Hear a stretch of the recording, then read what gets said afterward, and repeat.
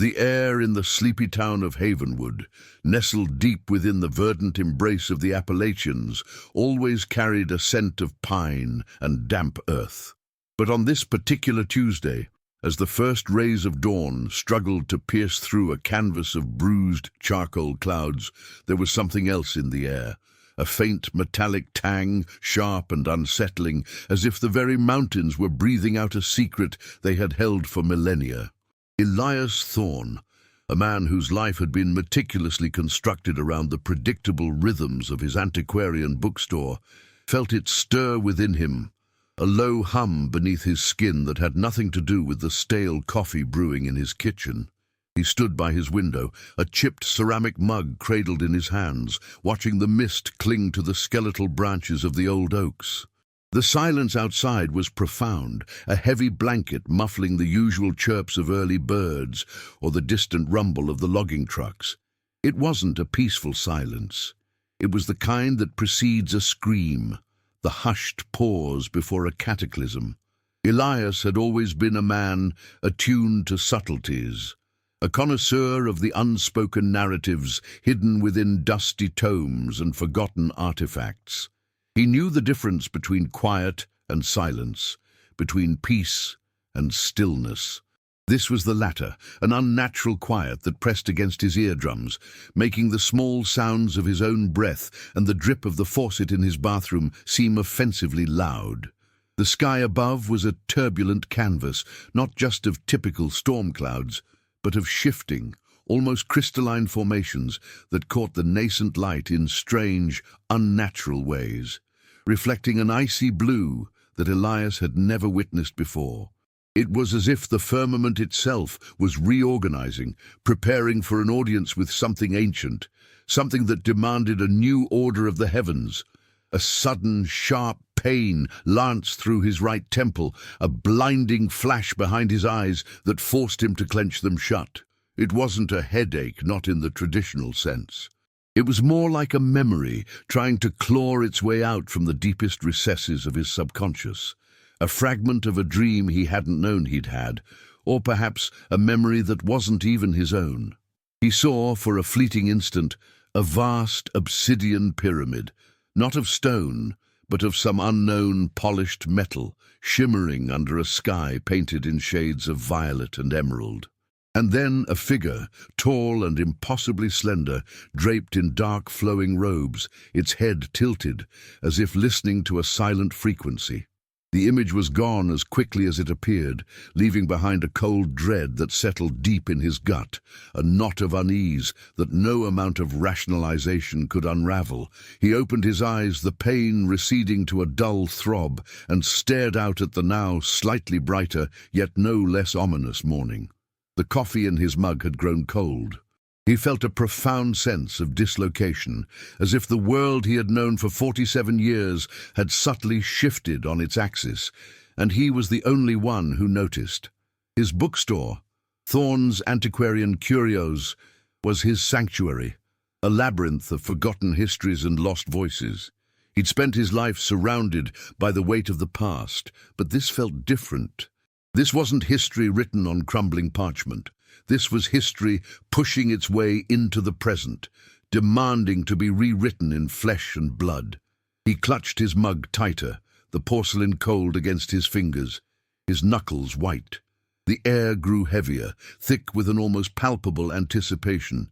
He felt watched, not by prying neighbors or wandering tourists, but by something far older, far more discerning. A shiver traced its way down his spine, prickling the hairs on his arms. He needed to get dressed, to open the shop, to pretend that this morning was like any other. But the metallic tang in the air persisted, a silent alarm, and the phantom image of the obsidian pyramid lingered at the edge of his peripheral vision, a dark promise. He walked through his small apartment above the store, the floorboards creaking beneath his worn slippers, each sound amplified in the oppressive quiet. The scent of old paper and leather, usually so comforting, now seemed to carry a faint, almost imperceptible undertone, something that smelled of ozone and distant, ancient dust. He paused by his bookshelf, running a finger over the spines of his collection of myths and legends, a collection he had always considered mere academic fascination. Now, they seemed to hum with a latent energy, whispering secrets he was finally ready, or perhaps forced, to hear. His gaze fell upon an old, leather-bound volume, its title worn smooth by countless hands. The Forgotten Stars, an esoteric compendium of celestial lore. He hadn't touched it in years, but now it seemed to call to him, a silent beacon in the encroaching strangeness. If this unsettling beginning has already made you rethink what you thought you knew, just imagine what's coming next. So go ahead and hit that like button and subscribe to the channel, because here every video unearths something few dare to show. The bookstore, usually a haven of quiet contemplation, now felt charged, its rows of ancient texts and arcane objects vibrating with a subtle, almost imperceptible energy. Elias started his routine, dusting shelves, arranging new acquisitions, but his movements were stiff, his mind elsewhere. The memory of the obsidian pyramid continued to loop in his thoughts, a foreign, invasive species in the carefully cultivated garden of his mind. He tried to dismiss it, to attribute it to a vivid dream, perhaps even a residual effect of that extra strong coffee he'd brewed yesterday. But the vividness, the sheer presence of the image, resisted all rationalization. It felt too real, too urgent. He opened the heavy oak door of his shop, the small brass bell above it jingling with a sound that felt oddly loud in the still morning. A gust of wind, unusually cold for early autumn, swirled into the shop, carrying with it not just the metallic tang, but also the scent of distant rain and something else, something mineral and vast, like ancient stone exposed to the elements after eons. He shivered, pulling his worn cardigan tighter around him. He told himself it was just the weather, the change of seasons, but his gut twisted, a familiar knot of apprehension tightening with each passing moment. He glanced at his reflection in the antique glass display case that housed his rarest manuscripts. His usually calm, somewhat detached gaze was now clouded with a flicker of confusion, a nascent fear he couldn't quite identify. His dark hair, perpetually slightly disheveled, seemed to frame a face that looked older, burdened by an unseen weight. As the morning progressed, a strange quiet descended upon Havenwood. No customers arrived. The usual stream of early morning commuters, parents dropping kids off at the local elementary school, or even the town's resident eccentric Mr. Henderson, who always came in for a fresh newspaper and a chat about local conspiracies, were absent. The street outside was unnervingly empty, the storefronts of Martha's Bakery and the Rusty Nail Hardware appearing like stage props in a play with no actors. It was as if the entire town had collectively decided to hold its breath, waiting for something, though none knew what. Elias tried to read, to lose himself in the familiar comfort of a forgotten travelogue about the Silk Road, but the words blurred on the page. His eyes kept darting to the windows, to the shifting, bruised sky that still promised a storm that never quite broke, yet never quite receded. He moved to the back of the shop, towards a less frequented section dedicated to obscure mythology and ancient civilizations. It was a section he often found himself drawn to, not for any particular belief, but for the sheer narrative power of humanity's oldest stories. As he reached for a book on Mesopotamian cuneiform, his fingers brushed against a small, unassuming wooden box tucked away behind a stack of weathered atlases. It wasn't something he remembered acquiring. He was meticulous about his inventory, about knowing every single item that crossed the threshold of his shop. Yet here it was, a simple, unadorned box of dark, dense wood, with faint, almost erased carvings on its lid. The wood felt cool, almost cold to the touch, and surprisingly heavy for its size, like it contained something of immense density. He pulled it out, setting it on a small, dust-covered table. The carvings became clearer in the faint light filtering from a small skylight above. They depicted a series of geometric patterns, interlocking lines and circles, but interspersed within these abstract designs were stylized figures. Figures that were unmistakably humanoid, yet possessed elongated skulls and large almond-shaped eyes that seemed to gaze out with an unsettling wisdom. Their bodies were slender, their limbs long, and they seemed to be pointing upwards, towards a series of 3 dots arranged in a triangle, and then a larger, more distinct star, accompanied by a crescent moon. He had seen similar iconography in some of his more esoteric texts, often associated with ancient Sumerian or Babylonian astrological charts, but never so stark, so deliberately rendered. A subtle vibration emanated from the box, a low thrum that echoed the sensation he had felt earlier that morning. He traced a finger over one of the figures, feeling a faint warmth beneath the cool wood. It was then that he noticed it. Etched almost imperceptibly into the side of the box, just below the lid, was a single cryptic symbol. It was a circle bisected by a wavy line, with 2 smaller circles on either side, resembling eyes.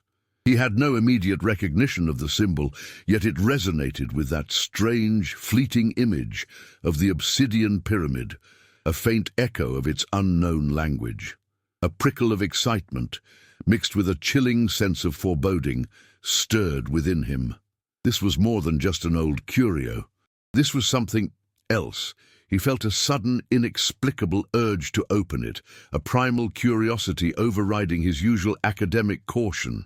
If you've made it this far without pausing, it's because this story has resonated with you. So empower this content, like it now, and share it with someone who needs to see this.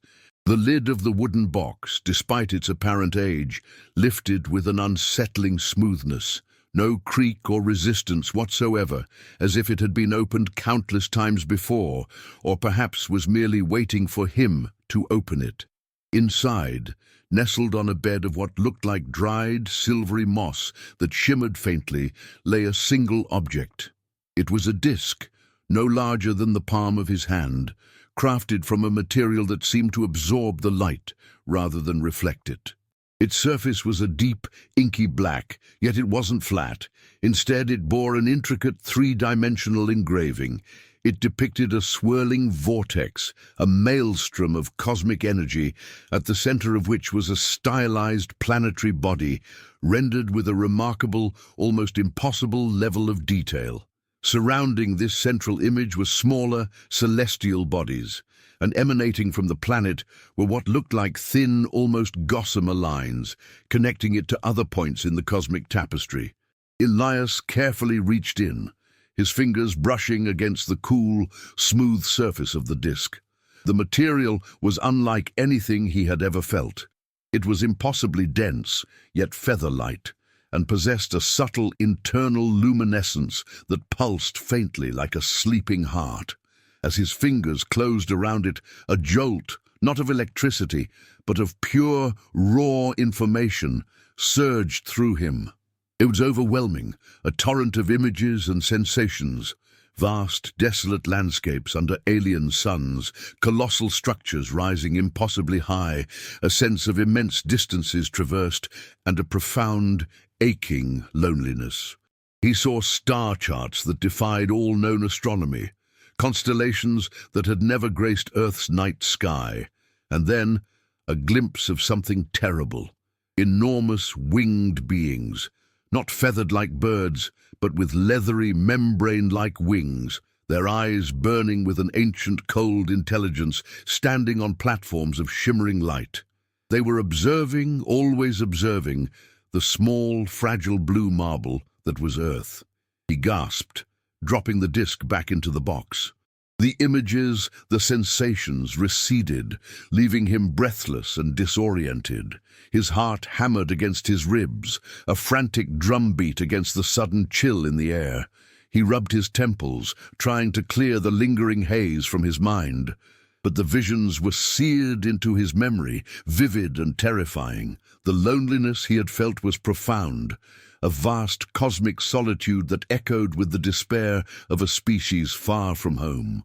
And the beings, they were powerful, utterly alien, and disturbingly familiar from the vague outline of his early morning premonition. He recognized the elongated skulls, the almond eyes, from the carvings on the box. They were the figures. He spent the next few hours in a haze, trying to rationalize what had happened. He picked up the disc again, gingerly this time, but the intense rush of information did not return. It lay dormant in his hand, a silent, inert object of immense mystery. He scrutinized its surface, the intricate carvings, the strange material. It wasn't stone, not metal, not glass, not plastic. It was something entirely new, something that whispered of advanced civilizations beyond humanity's wildest imaginings. He took a magnifying glass from his desk, a tool he often used for examining ancient scripts, and peered closely at the central planet depicted on the disk. It was a gas giant, ringed with a distinct reddish hue, but it was not Jupiter nor Saturn.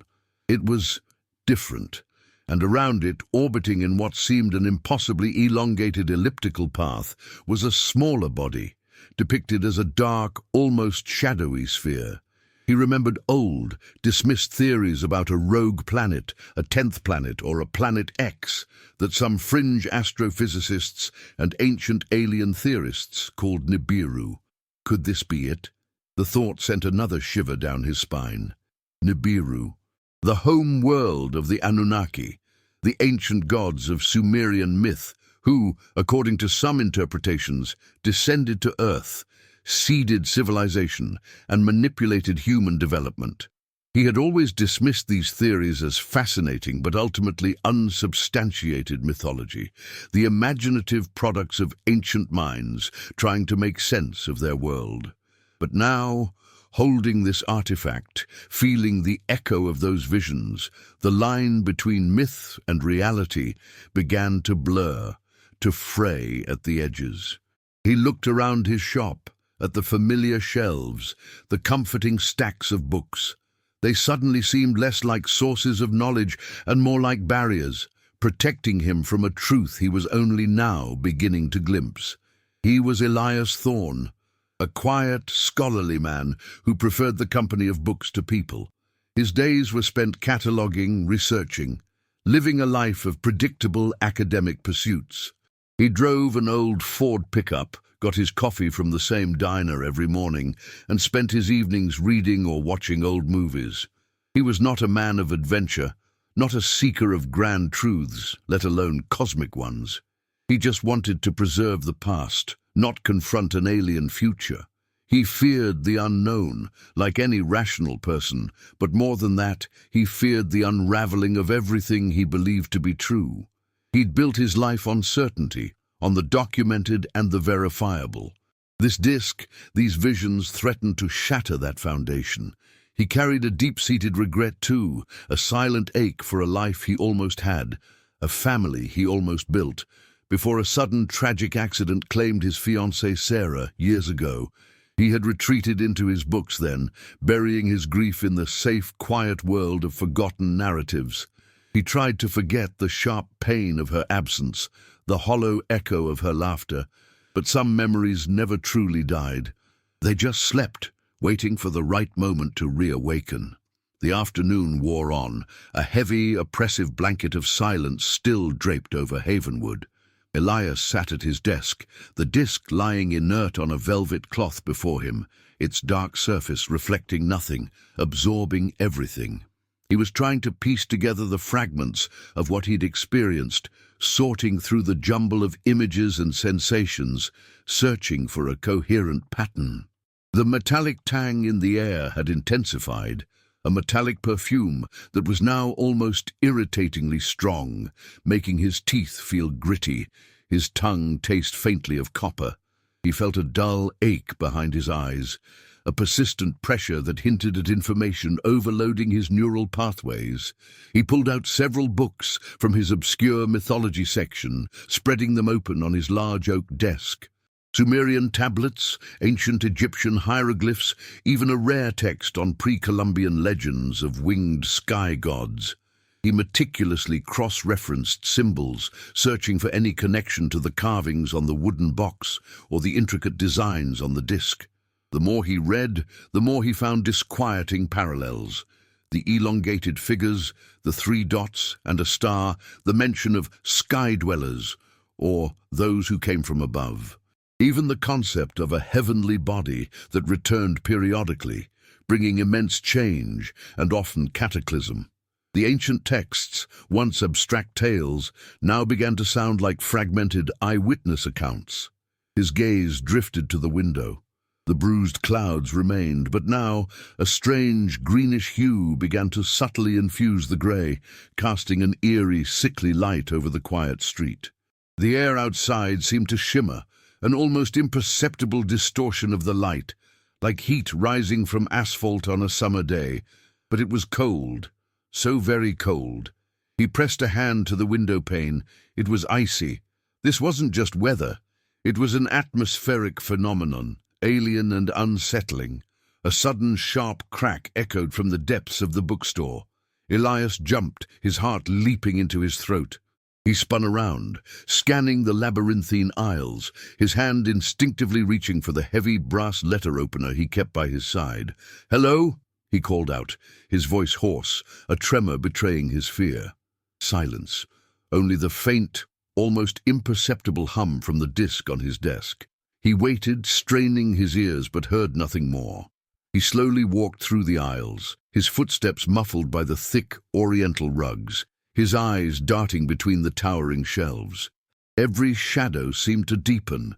Every leaning stack of books seemed to hold a watchful presence. He checked the back door, bolted and chained as always. He checked the front door, still locked since he had closed it after the initial morning opening. He found nothing out of place, yet the sense of being watched, of something having moved through the shop, lingered. He returned to his desk, his nerves frayed.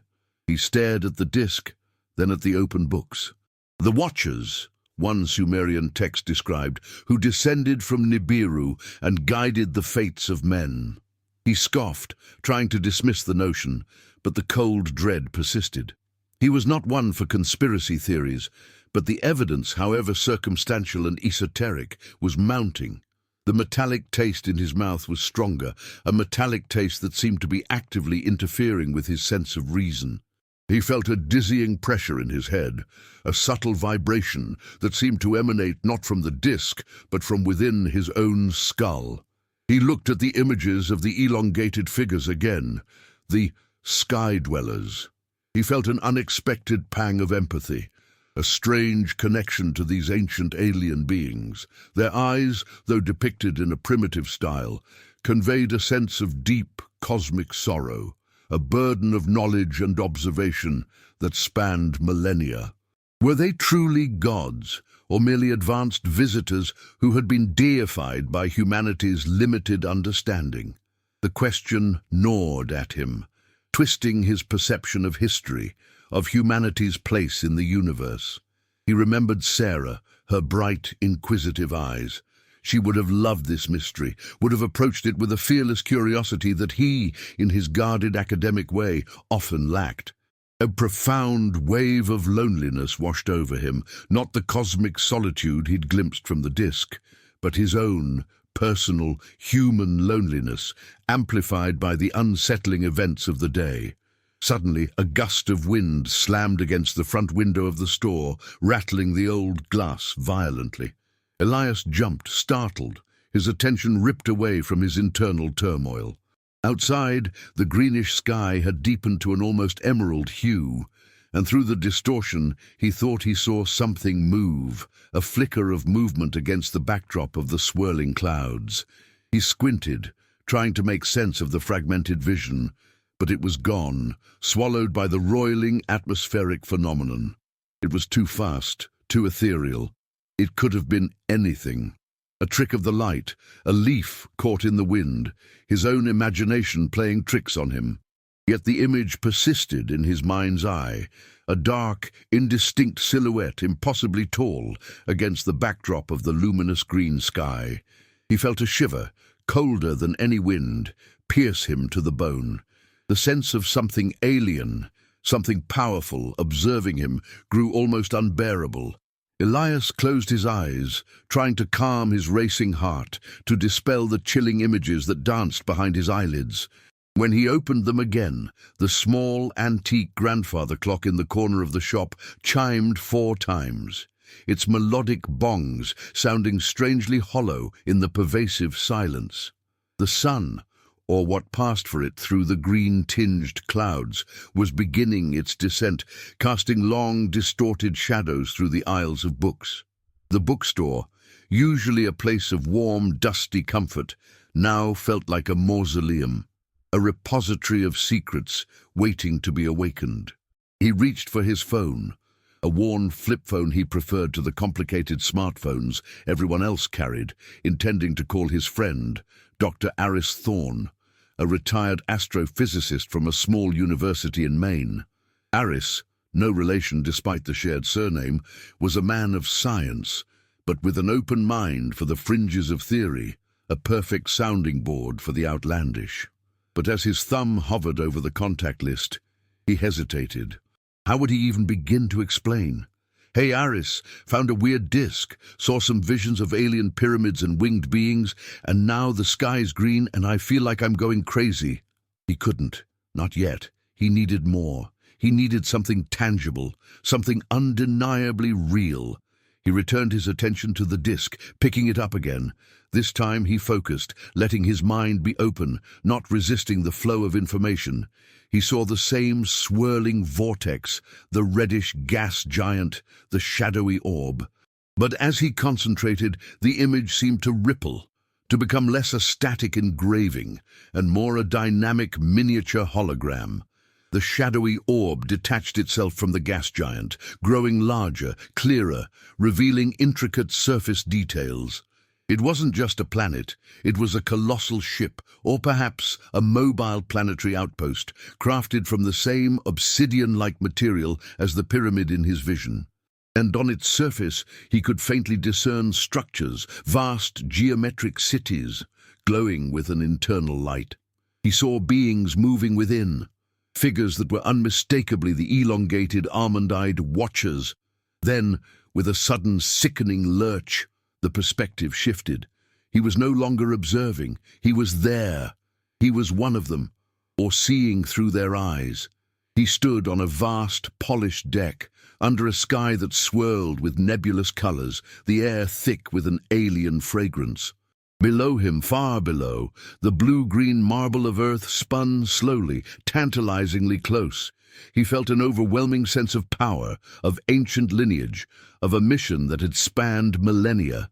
He saw the preparations not for invasion, but for reactivation. Intricate machinery, pulsing with a deep, resonant hum, was being tended by dozens of the tall, slender beings. They were connecting, channeling, focusing energy directed at Earth. He understood, with a clarity that chilled him to the bone, that they weren't just observing. They were orchestrating. A new surge of information overwhelmed him, a timeline unfurling in his mind.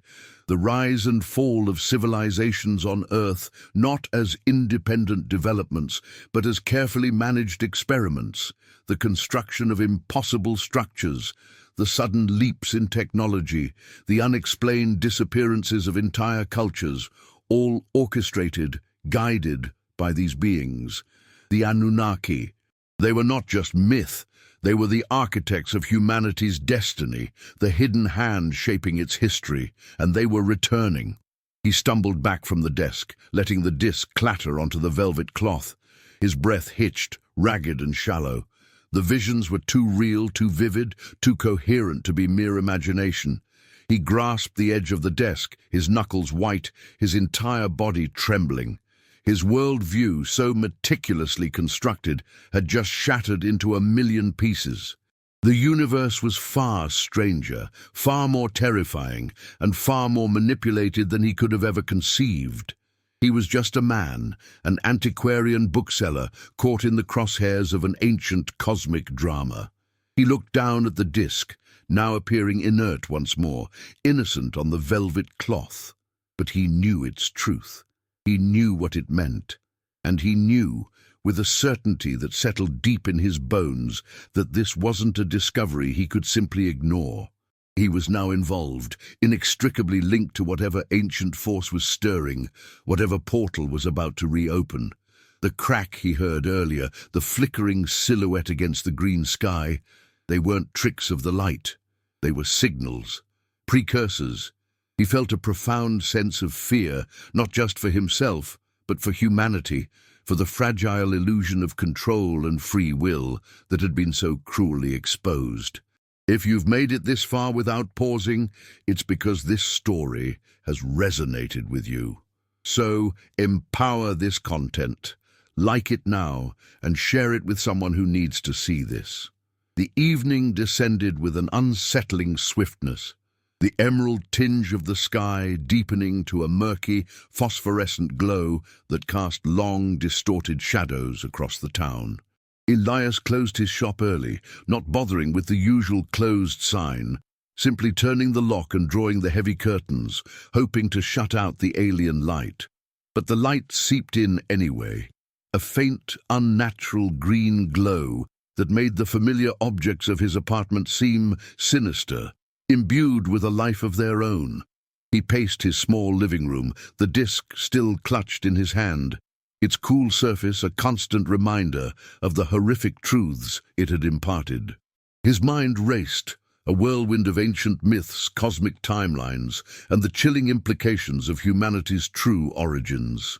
He remembered a phrase from one of the Sumerian tablets, something about the gate of the gods reopening when Nibiru drew near. He had always interpreted it metaphorically, but now the words resonated with a literal, terrifying clarity. A portal, a gateway for their return. Was that what the Anunnaki were preparing for? To finally make their presence known? To reclaim what they saw as theirs? The thought sent a fresh wave of panic through him. What would their return mean for humanity? Would it be a benevolent reunion with our creators, or a ruthless reassertion of control over their unwitting creations? He stopped by his large map of the United States, pinned to a corkboard in his study. He loved maps, the intricate lines and borders, the stories they told of human exploration and settlement. But now he saw them as arbitrary constructs, meaningless divisions on a planet that had been, and perhaps still was, merely a grand experiment. His gaze fell upon a particular spot, deep in the Nevada desert, near a restricted military base, Area 51. He'd always dismissed the conspiracy theories, the alien crash landings, the secret government experiments. But now they took on a new, horrifying credibility. What if those stories weren't about small grey aliens, but about clandestine interactions with the Anunnaki themselves or their earthly proxies, preparing for the grand return? What if governments knew, had known for decades, centuries even, and were simply waiting for the inevitable? He felt a deep sense of betrayal, not just by the universe, but by the very institutions humanity had built to protect itself, to understand its place. If this was true, then everything was a lie. Every history book, every religious text, every scientific theory, all carefully crafted narratives to keep humanity docile, unaware, malleable. The anger simmered beneath his fear, a hot, unsettling coal in his chest. He moved to his small kitchen, the emerald light making the usually warm wood cabinet seem to glow with a faint, unholy aura. He tried to make a sandwich, but his hands trembled so badly he almost dropped the knife.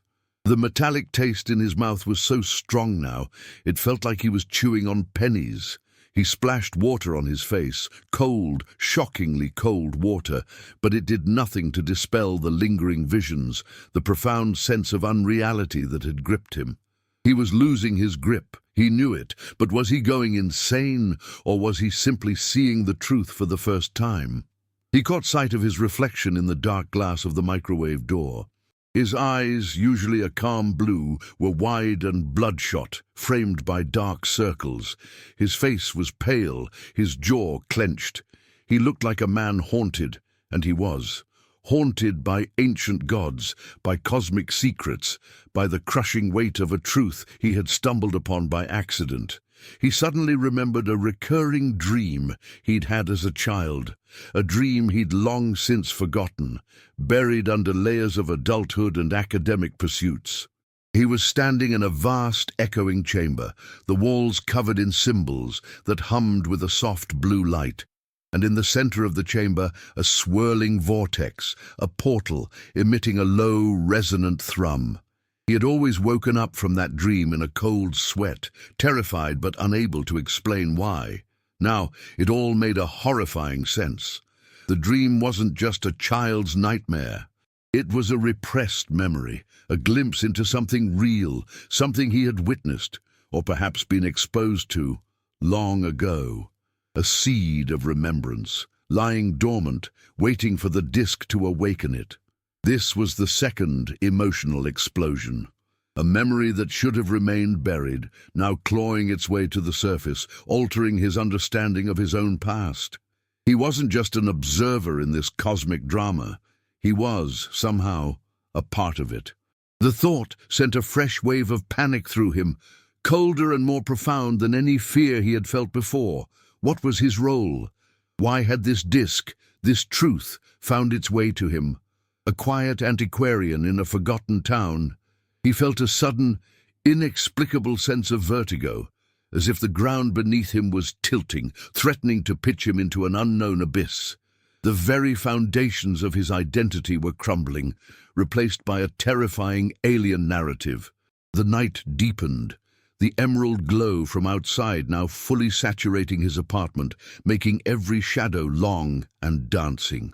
Elias found himself drawn back to the study, to the ancient texts, as if they held the key not just to the Anunnaki, but to his own fragmented memory, his own nascent connection to their grand design. He felt a desperate urge to understand, to piece together the fragments of this cosmic puzzle before it consumed him entirely. He devoured texts on Babylonian creation myths, Sumerian king lists, and obscure Gnostic gospels, searching for any mention of a portal or a gate that might correspond to his childhood dream. The connections were subtle, often veiled in metaphor, but undeniable. The Abzu, the deep abyss from which the gods emerged. The Duat, the Egyptian underworld, a realm of transition and rebirth. All spoke of thresholds, of passages between worlds. He paused, rubbing his aching eyes. The words blurred on the page, the symbols swam before him. He was exhausted, both physically and mentally, but sleep felt like a distant luxury, impossible in the face of such revelations. He knew he was standing on the precipice of something monumental, something that would irrevocably alter the course of human history, and he was just an unsuspecting witness, unwillingly drafted into this cosmic drama. He looked at the disk again, its dark surface now seeming to pulse faintly with its own internal light, a subtle heartbeat in the quiet room. He picked it up, feeling its familiar, unsettling density. As he held it, he noticed a faint, almost microscopic etching on its rim, barely visible to the naked eye. He grabbed his magnifying glass and peered closer. It was a sequence of symbols, a language he didn't recognize, but which possessed an undeniable elegance, a profound geometry. And then he saw it. Amongst the alien script, a single familiar image, the circle bisected by the wavy line, with two smaller circles on either side, the same symbol he'd seen on the wooden box, the same symbol that had flickered in his premonition of the obsidian pyramid. It was a recurring motif, a signature, a brand. This was turning point 2, a major, undeniable discovery. Not just a partial truth, but a concrete connection, a signature that linked everything he had witnessed. The box, the disc, the visions, his dream, they were all pieces of a single coherent narrative, all bearing the mark of the same ancient alien intelligence. He wasn't imagining things. This was real. His heart pounded with a mixture of terror and exhilaration. He was no longer just piecing together ancient myths. He was deciphering a present-day reality, a reality that had been meticulously hidden, woven into the very fabric of human civilization. The tension in the room thickened, almost suffocating him. He felt the weight of millennia pressing down on him, the unspoken history of countless generations. What did this symbol mean?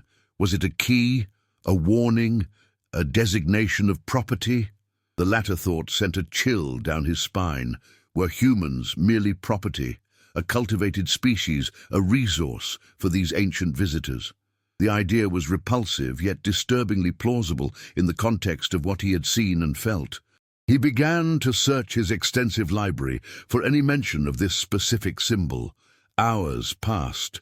The green glow outside intensified, occasionally punctuated by subtle, almost rhythmic flashes that seemed to originate from the deepest parts of the surrounding forest. He flipped through obscure occult texts, ancient alchemical manuscripts, even some declassified government documents he'd acquired from a contact at a Washington, D.C. estate sale.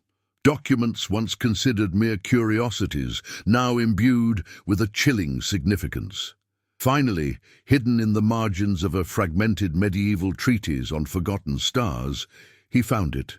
A tiny, hand-drawn sketch of the symbol, accompanied by a single unsettling word, Enlil's Gate. Enlil, the ancient Sumerian god of wind, air, earth, and storms.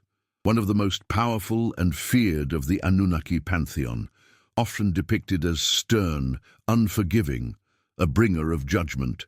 Enlil's Gate, a portal, a physical gateway, not merely a metaphorical concept.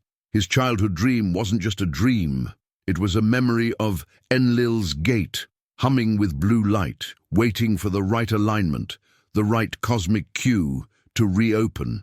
And Nibiru, the wandering planet, was the key, its approach the trigger. The dark connection was becoming horrifyingly clear. If you've made it this far without pausing, it's because this story has resonated with you. So empower this content, like it now, and share it with someone who needs to see this. The revelation of Enlil's Gate hit Elias like a physical blow. The name, coupled with the symbol, solidified a terrifying truth. This wasn't just abstract myth. This was concrete. The ancient texts, which he had always approached with academic detachment, were now screaming with a chilling prescience. The Anunnaki weren't just benevolent creators or distant observers. They were active participants, their influence woven into the very fabric of human civilization, awaiting a grand, orchestrated return. The green light outside pulsed, almost in rhythm with the frantic beat of his heart. The metallic taste was now a constant bitter companion, dulling his other senses, forcing his focus entirely onto this unfolding cosmic drama. He remembered a particularly obscure passage from a text he'd once dismissed as pure fantasy, a cryptic reference to a sacred site in the heart of the Appalachian Mountains, a place of immense power where the veil between worlds was thin. Havenwood, his sleepy, unassuming town. Could it be? Was this forgotten corner of America, so seemingly ordinary, actually a focal point for something so ancient, so cosmically significant? The thought was staggering, terrifying, and yet exhilarating in its sheer audacity. His bookstore, his quiet life, was not an accident. He was positioned at the epicenter of an impending event. He knew he couldn't face this alone. His mind, trained for the quiet solitude of research, was buckling under the weight of such monumental truths. He needed someone, an ally, a sounding board, someone who could offer a scientific perspective, or at the very least a grounding in reality. His thoughts immediately turned to Dr. Aris Thorne. Despite his earlier hesitation, the urgency of the situation now outweighed his fear of sounding insane. Aris was eccentric, yes, but he was also brilliant and, crucially, open to ideas that challenged conventional wisdom. He grabbed his flip phone again, his fingers fumbling with the keypad. He dialed Aris's number, his hand visibly shaking. The phone rang once, twice, 3 times. Each ring echoed in the oppressive silence of the bookstore, amplifying his anxiety. Finally, A gruff, slightly sleepy voice answered. "Thorn? Eris here. You know what time it is, Elias? I was just getting into a good dream about supernovas." "Eris, I need your help. Something's happening. Something big," Elias stammered, his voice tight with a suppressed panic. It's about the Anunnaki, and Nibiru, and a portal." There was a beat of silence on the other end, a pause that stretched ominously. Elias could almost hear Aris's mind whirring, sifting through the outlandish words. Then Aris's voice, now sharper, more alert. "Elias, are you pulling my leg? You know I appreciate a good fringe theory, but Anunnaki and portals. What have you been drinking?" "Nothing, Aris, I swear. It's real. I found something, a disc, and it showed me things, visions. And there's a symbol, Enlil's Gate, and I think it's here in Havenwood. The sky's green, Aris. Green!" Aris chuckled, a dry, skeptical sound. "Green sky, huh? Sounds like a good batch of atmospheric dust, or maybe your old eyes are playing tricks on you, my friend. But Enlil's Gate, you say? That's a deep cut. You've piqued my interest, I admit. Give me the details. Slowly, and start from the beginning. Don't leave anything out." Elias took a deep breath, trying to steady his trembling voice. He began to recount everything, from the strange metallic tang in the air that morning, to the visions of the obsidian pyramid, the discovery of the wooden box and the disc, the overwhelming flood of information, the watchers, the shifting timelines, and finally, the discovery of the Enlil's Gate symbol. He spoke for what felt like an hour, detailing every sensation, every chilling revelation. As he spoke, he felt a strange sense of relief, a loosening of the knot of dread that had been tightening in his gut all day. Sharing the burden, even with a skeptical astrophysicist, made it feel slightly more manageable. On the other end, Aris listened in silence, his interjections growing less frequent, his tone shifting from skeptical amusement to a focused, almost grim attention. When Elias finished, there was a long pause. "Elias," Aris said, his voice now devoid of any humor, laced with a seriousness that sent a fresh wave of dread through Elias. I don't know what to say. It sounds utterly insane, like something out of a pulp fiction novel. But you don't usually call me with wild tales, and you sound genuinely terrified. Tell me, you said the sky is green. Are there any other unusual atmospheric phenomena, any seismic activity, odd electromagnetic readings?" "The light outside is pulsing sometimes," Elias replied, looking out the window, "and it feels colder, abnormally so. I haven't noticed any seismic activity, but the quiet, Aris, it's oppressive, like the world is holding its breath. Pulsing light, cold, oppressive quiet, and that metallic taste," Aris mused, his voice thoughtful. "I've read about similar atmospheric anomalies in ancient texts describing celestial visitations, and some very old, very obscure papers on Nibiru did theorize about its gravitational and electromagnetic effects as it approached our solar system. It's all highly speculative, of course, but your story, it connects dots I didn't even know existed." Elias felt a surge of validation, followed swiftly by a fresh wave of terror. Aris wasn't dismissing him. He was considering it. "So, you believe me? Believe is a strong word, Elias. Let's say I believe you believe it. And given the information you've presented, I'm compelled to investigate. I'm going to pack a bag. I'll drive down to Havenwood tonight. It's a 6-hour drive, maybe 7. Keep that disc safe. Don't touch anything else you don't understand. And whatever you do, don't tell anyone else. Not a soul. If even a fraction of what you're saying is true, then we're stepping into something far beyond our comprehension. And Enlil's Gate, that's a name that conjures images of immense power and immense danger."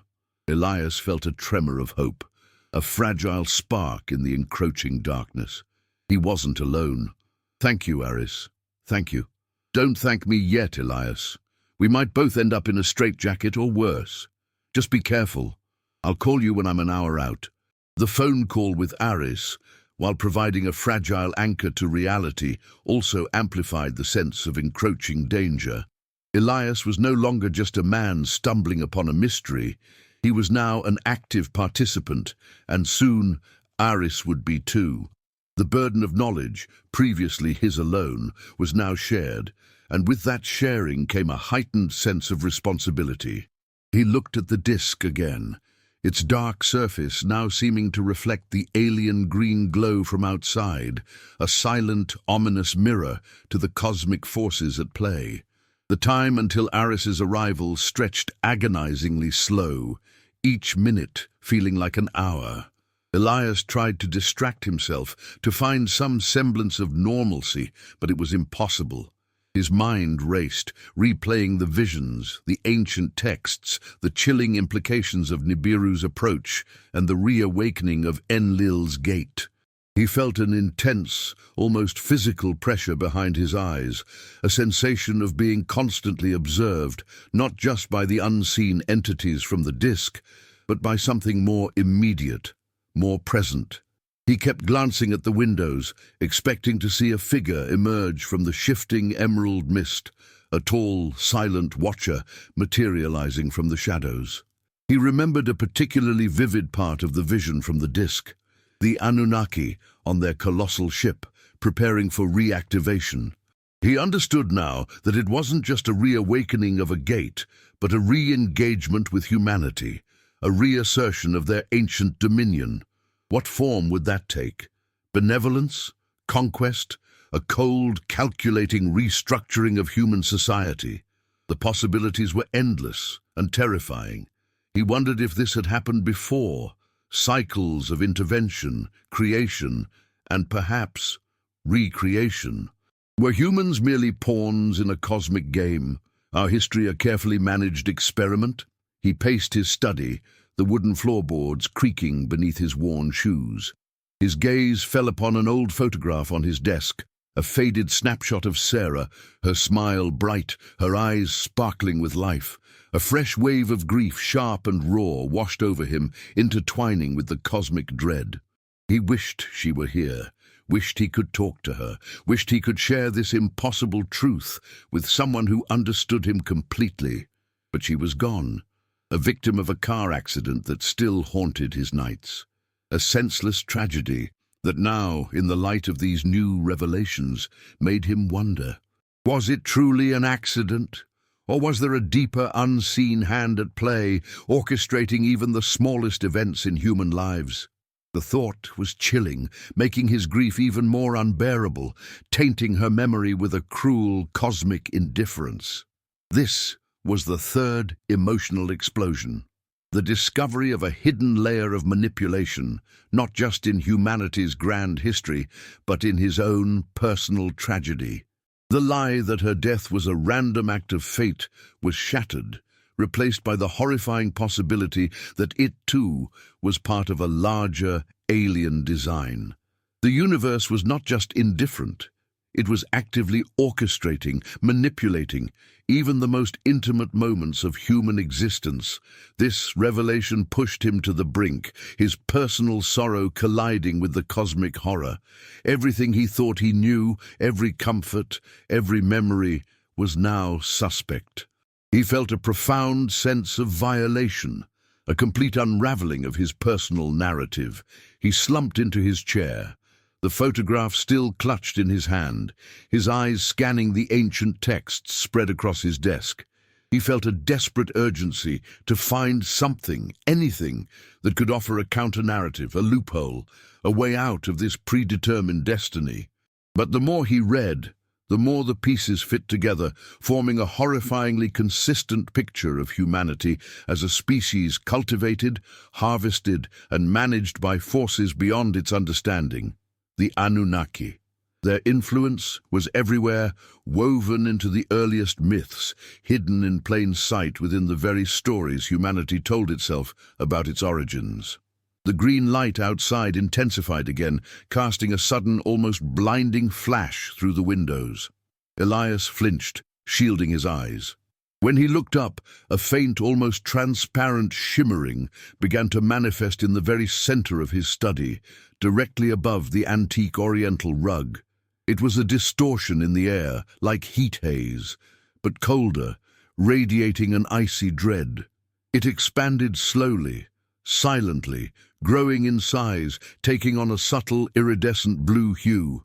It was not a reflection, it was a phenomenon, a nascent tear in the fabric of reality. He recognized it instantly. It was the vortex from his childhood dream, the portal, Enlil's gate. It was opening, here, in his bookstore, in Havenwood. The realization slammed into him with the force of a physical blow, stealing his breath. He was caught in the middle. The forces were not just observing, they were actively manifesting. The portal was opening, and he was standing right in its path.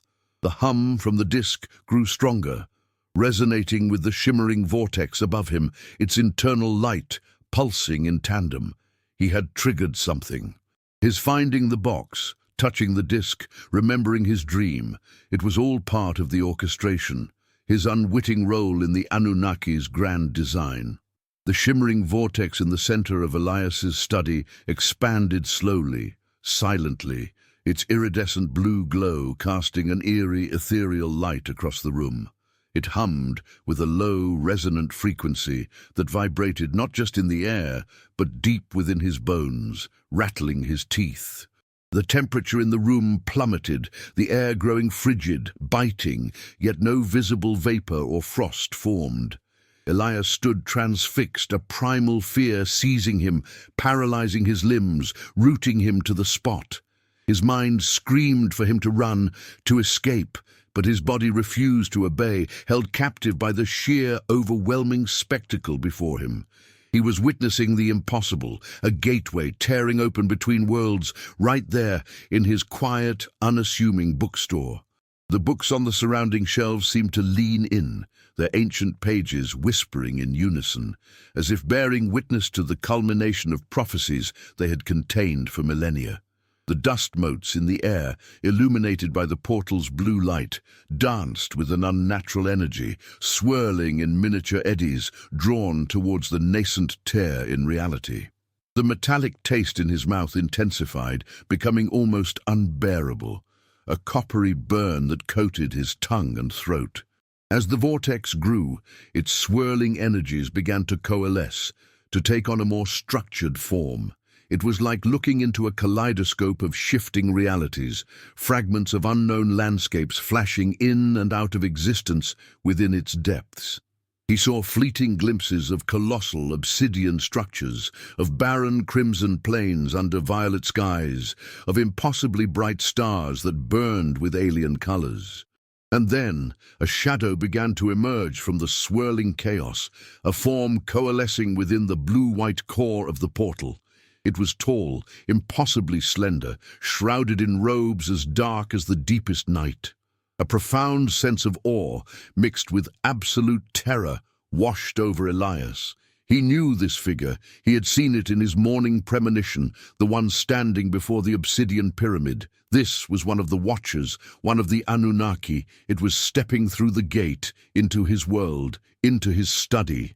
The air crackled with an almost audible static, and the hum of the disc in his hand grew to a deafening thrum, vibrating violently against his palm. He instinctively squeezed it, as if trying to draw strength from its alien power. The figure solidified, its form becoming clearer, sharper. It was indeed tall, towering over Elias, its head adorned with a dark, intricate headdress that seemed to merge seamlessly with its robes. Its face, partially obscured by shadow and the depth of its hood, was elongated, noble, and utterly alien. And its eyes, they were not eyes as humans understood them. They were pools of liquid starlight, deep and ancient, burning with an intelligence that dwarfed human comprehension, gazing upon Elias with an unnerving intensity, as if seeing not just him, but the entire tapestry of his existence, his past, his future, his purpose. No words were spoken. No sound emerged from the figure. But a voice, ancient and resonant, echoed not in his ears, but directly within his mind. a silent torrent of images and understanding. It wasn't a language, it was pure information, a direct download of consciousness. He saw a vast history unfold, the true history of Earth, of humanity. Not the myths, not the theories, but the cold, hard, unvarnished truth. Humanity was not native to Earth. It was an experiment, a genetic modification, a species crafted from primordial hominids, infused with Anunnaki DNA, designed for a singular purpose, to serve as a workforce, to mine precious resources, to build empires for their celestial masters. He saw the Great Flood not as a divine punishment, but as a deliberate culling, a reset engineered by the Anunnaki to prune a burgeoning population that had grown too rebellious, too self-aware. He saw the construction of the pyramids, not by human ingenuity, but by Anunnaki technology, gravity manipulation, and energy projection. He saw the rise and fall of ancient empires, the seeding of religions, the manipulation of prophecies, all guided by these celestial overseers, shaping human destiny to their own arcane ends. The entire narrative of human history, his history, was a carefully constructed lie. This was the devastating truth. Turning point 4. The moment he finally saw what was truly hidden, the true extent of the manipulation. He was face to face with an ancient god, a living artifact of a history far grander and more terrifying than any he had ever imagined. The Anunnaki weren't just returning. They had never truly left. They had been here all along, observing from the shadows, pulling the strings, preparing for this very moment, this grand re-engagement. And now, the gateway was open, a physical manifestation of their return. His breath caught in his throat. He tried to speak, but no sound escaped his lips. The overwhelming weight of this revelation crushed him, robbing him of all agency, all will. He was merely a witness, a fragile vessel for a truth too immense to comprehend. The being's luminous eyes seemed to penetrate his very soul, seeing every secret, every fear, every moment of his life.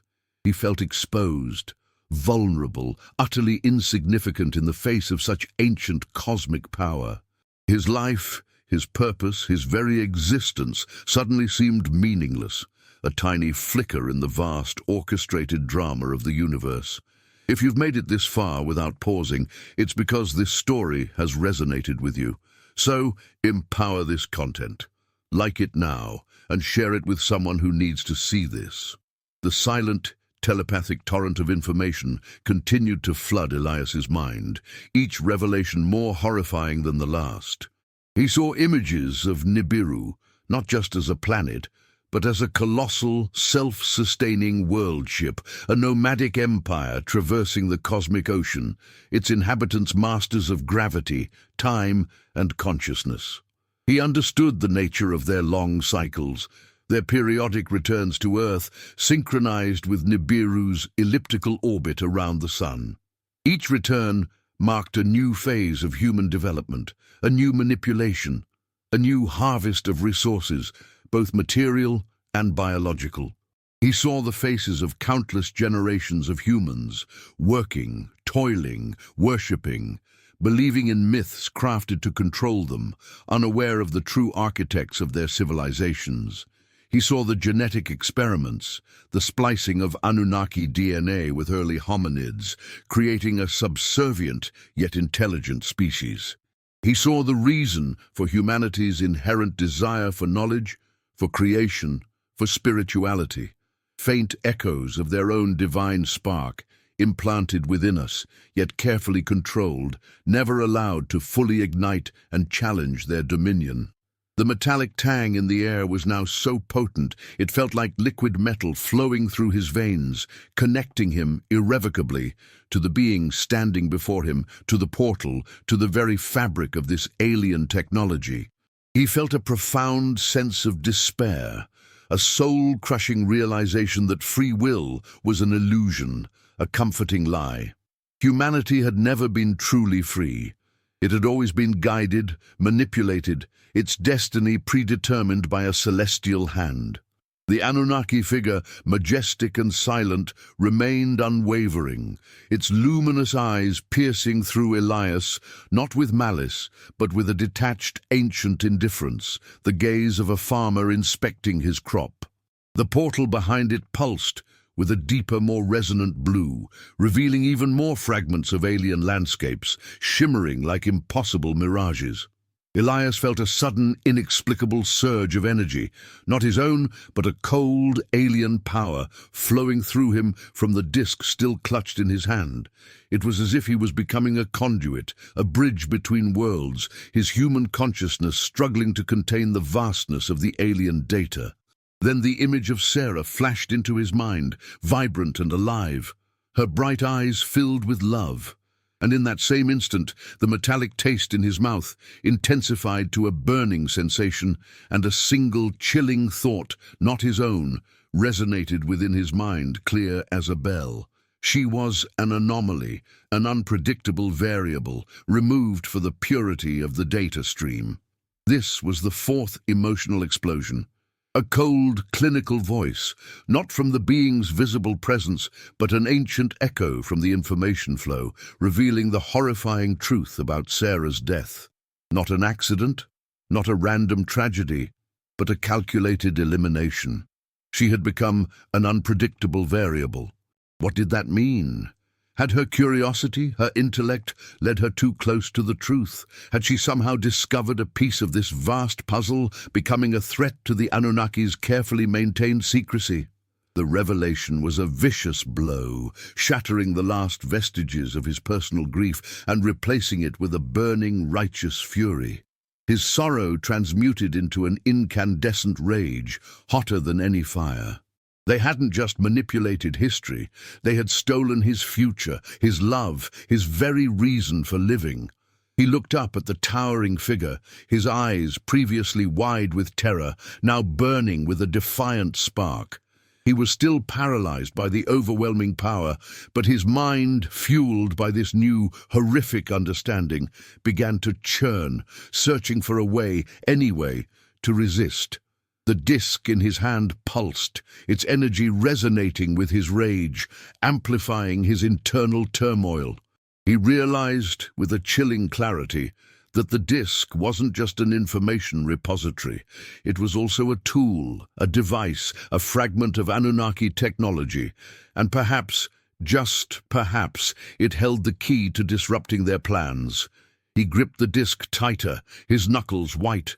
The ancient voice, the one that had condemned Sarah, seemed to mock him, a distant, indifferent echo in the vastness of his mind.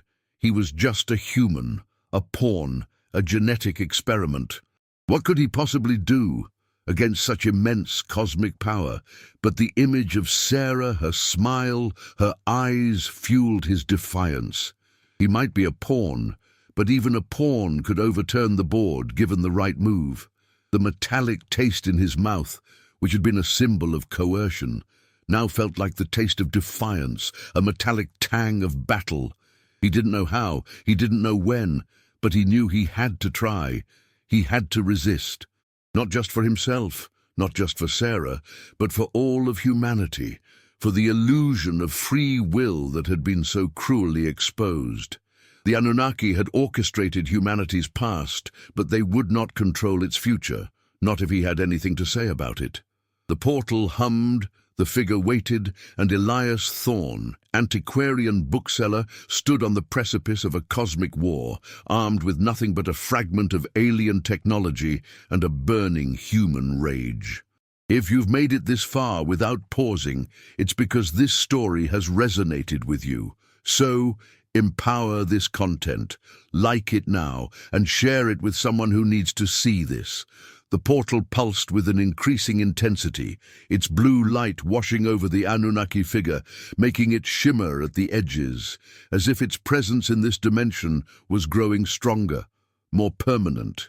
The air in the study thickened, becoming almost viscous, the metallic tang so strong it stung Elias's nostrils.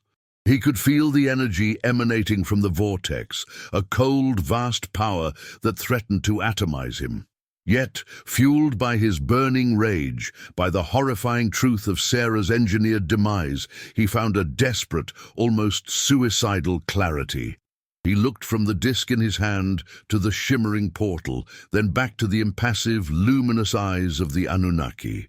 He remembered the visions of Nibiru, the colossal world ship, and the intricate machinery for reactivation. This portal wasn't just a gateway, it was a conduit, a focal point for their return, a connection point for their true arrival. If he could disrupt it, if he could somehow sever the connection. But how? What could a single, insignificant human do against such power? Suddenly the disk in his hand pulsed with an unprecedented surge of energy. It grew warm, then hot, almost searing his palm. He cried out, not in pain, but in astonishment. The intricate, three-dimensional engraving of the swirling vortex and the gas giant on its surface began to spin, to rotate, like miniature gears turning within the object itself. The faint internal luminescence intensified, shining with a brilliant, white-blue light that rivaled the portal itself. The disk was reacting, responding to his anger, to his desperate will. It was alive, a sentient piece of technology. And then a thought, clear and concise, flashed through his mind, not in words, but as a pure conceptual understanding. Focus, channel, disrupt. It was an instruction, an innate programming within the disk itself, waiting for activation. It was a failsafe, or perhaps a desperate plea from some forgotten Anunnaki faction embedded within the device, a last resort against unchecked power. Elias, without fully understanding why, raised the disk, pointing its glowing surface towards the shimmering portal. He closed his eyes, focusing every ounce of his will, his rage, his grief, into the disk. He imagined the pure, destructive force of his emotions pouring into the artifact, channeling it like a psychic conduit. He felt a searing heat spread through his arm, up his shoulder, and into his chest. His muscles screamed, his vision whited out, and a high-pitched whine erupted not from his mouth, but from the disk itself, a sound that seemed to tear at the very fabric of reality. The Anunnaki figure, which had been impassive, unmoving, suddenly reacted. Its luminous eyes widened, glowing with an intensity that spoke of surprise, perhaps even alarm.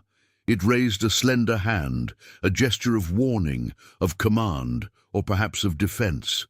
The portal behind it flickered violently, its shimmering blue light destabilizing, turning an angry, chaotic red. The glimpses of alien landscapes within its depths blurred, distorting, breaking apart like shattered glass. The silent hum from the vortex grew frantic, a desperate dying wail. Elias felt a profound sense of exhilaration, mingled with agonizing pain. He was doing it. He was disrupting the connection. But the power surging through him was too much, tearing at his own physical form, threatening to rip him apart. He felt his consciousness fraying, his hold on reality slipping. He was losing himself, becoming one with the raw, chaotic energy. Then, just as his resolve threatened to break, a distant sound pierced through the high-pitched whine and the roaring in his ears.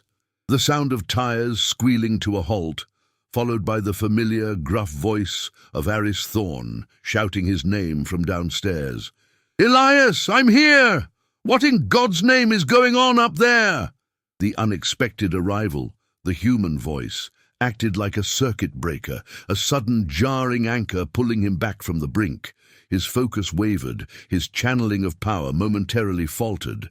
The disk, still glowing furiously, vibrated less violently. The Anunnaki figure, seizing the moment of Elias's distraction, lowered its hand. Its luminous eyes, now narrowed, fixed on Elias with a look of ancient, chilling calculation. Not malice, but a cold, scientific assessment. It was an unexpected gesture, a silent acknowledgement of his disruption, yet also a subtle, almost imperceptible shift in its posture, a suggestion of a deeper plan already in motion. This last explosion of emotion, this unexpected gesture, cemented Elias's defiance. He wasn't just disrupting, he was seen. He was a force to be reckoned with, a variable they hadn't accounted for. But the figure's gaze also carried a message. This was a temporary setback. Their plans were vast, their reach infinite. They would simply adapt. The portal, though flickering, was still open. The gateway was still there, and Aris was downstairs, unknowingly walking into the heart of an ancient cosmic confrontation. If you've made it this far without pausing, it's because this story has resonated with you. So, empower this content, like it now, and share it with someone who needs to see this. The moment Aris's voice echoed from downstairs, the Anunnaki figure moved.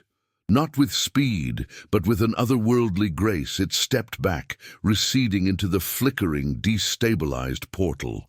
The blue-red chaotic light swirled around it, obscuring its form. And then, with a final, silent inward implosion, the vortex collapsed. The shimmering distortion in the air vanished, leaving behind only the faint metallic tang and a residual cold that clung to the air like a ghost. The study was plunged back into relative darkness, lit only by the faint, eerie green glow from outside. Elias was left trembling, gasping for breath, the now inert disk clattering to the floor from his numb fingers. He heard Aris's heavy footsteps pounding up the stairs, followed by a frantic rattle at the locked apartment door. "Elias! Open up! What happened?" Elias stumbled towards the door, his legs feeling like jelly, his mind reeling from the impossible encounter. He unlatched the deadbolt, throwing the door open. Aris, a wiry man with a shock of white hair and keen, intelligent eyes, stood there, a tactical flashlight in one hand, a small, battered duffel bag in the other. He took one look at Elias, his pale, sweat-slicked face, his wide, haunted eyes, the trembling of his entire body, and his own face, usually etched with scientific skepticism, contorted in shock. "Elias, what in the blazes?" Aris began, his gaze sweeping over the disheveled study, taking in the scattered books, the faint, lingering cold, and the residual metallic scent. His eyes landed on the dark disk lying innocently on the floor. He didn't need Elias to say a word. The scientific instruments in his bag, designed to detect anomalies, were already screaming silently, registering impossible energy signatures. "They're real, Aris," Elias whispered, his voice hoarse, barely audible. "Everything, the Anunnaki, Nibiru, the portal, it was here, it opened, and they killed Sarah. They called her an unpredictable variable." The last words were wrenched from him, laced with a raw, agonizing grief and fury. Aris stared at him, then at the disk, then back at Elias, his expression slowly shifting from shock to a grim, horrified understanding. He didn't try to dismiss it, didn't try to rationalize. He simply saw the profound, devastating truth etched onto Elias's face. The dark connection was complete. The cycle closed, but an abyss had opened. The Anunnaki had not been defeated, they had merely retreated, their presence confirmed, their plan merely delayed, not derailed.